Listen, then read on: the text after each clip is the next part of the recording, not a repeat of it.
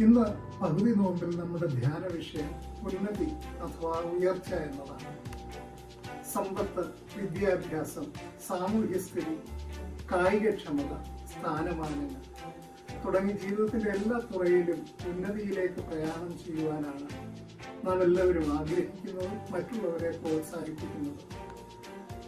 പരിശ്രമം കൊണ്ടും സ്വാധീനം കൊണ്ടും ഭാഗ്യം കൊണ്ടും പലരും ഉന്നതി പ്രാപിക്കാറുണ്ട്. ചിലർക്ക് ഉയർച്ച സ്വാഭാവികമായി സംഭവിക്കുന്നതാണെങ്കിൽ മറ്റു ചിലർ ഉയർച്ച നേടുന്നതിന് വേണ്ടി എന്തും ചെയ്യാൻ സന്നദ്ധതയുള്ളവരാണ്. ഉയർച്ച പലപ്പോഴും മറ്റൊന്നതിനോടുള്ള താരതമ്യത്തിലാണ് സംഭവിക്കുന്നത്. പറയാറില്ലേ, ഒരു താഴ്ചയുണ്ടെങ്കിൽ ഒരു ഉയർച്ചയും ഉണ്ടെന്ന്. അത് ആപേക്ഷികവുമാണ്. സ്വർഗോന്നതങ്ങളിൽ വസിക്കുന്ന ദൈവം എന്ന വർണ്ണന തന്നെ ദൈവത്തിന്റെ ഔന്നത്യത്തിന്റെ പാരമ്യം സംവേദനം ചെയ്യുന്നതിന് വേണ്ടിയാണ്. മഹത്വാകാംക്ഷികളായ സബദി മക്കളോട് കർത്താവ് പറയുന്നത്, ഞാൻ കുടിക്കുന്ന പാനപാത്രം കുടിക്കാനാവുമോ, ഞാൻ ഏൽക്കുന്ന സ്നാനം നിങ്ങൾ കേൾക്കാനാവുമോ എന്നാണ്.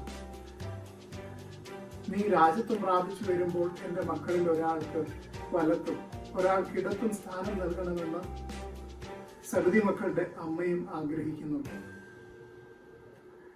ഉന്നതി വെടിഞ്ഞ് മണ്ണിലേക്ക് ഇറങ്ങി വന്ന ദൃഷ്ടാന്തമായവനോടാണ് ഈ ആവശ്യം ഉന്നയിക്കുന്നതെന്ന് ഓർക്കണം.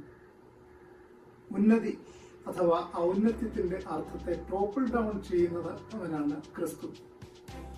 നേടിയെടുക്കുന്നതല്ല, തന്നെത്താൻ ഒഴിച്ച് വേഷത്തിൽ മനുഷ്യനായി വിളങ്ങുന്നതിലൂടെയും ക്രൂശ് മരണത്തോളം തന്നെത്താൻ താഴ്ത്തുന്നതിലൂടെയും സ്വതവേ കൈവരുന്നതാണ് ഔന്നത്യം. 50 ദിവസം നീണ്ടു നിൽക്കുന്ന നോമ്പിന്റെ അങ്ങേ തലയ്ക്കൽ ഉന്നതി വെടിഞ്ഞ് മണ്ണിൽ വന്ന ഒരുവന്റെ പങ്കപ്പാടുകളുണ്ട്.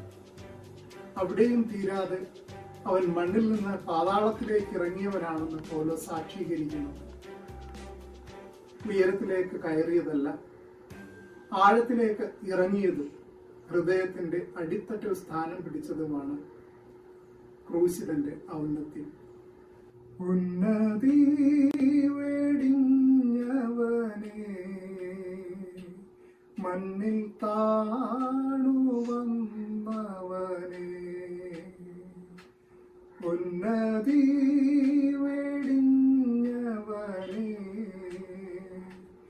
മണ്ണിൽ താണു വന്നവനെ, എനിക്കായിട്ടല്ലയോ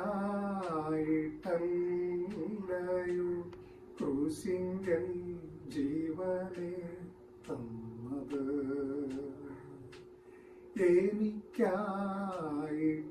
എനിക്കായിട്ടല്ലയോ ക്രൂശിങ്കൽ ജീവനെ തന്നത്.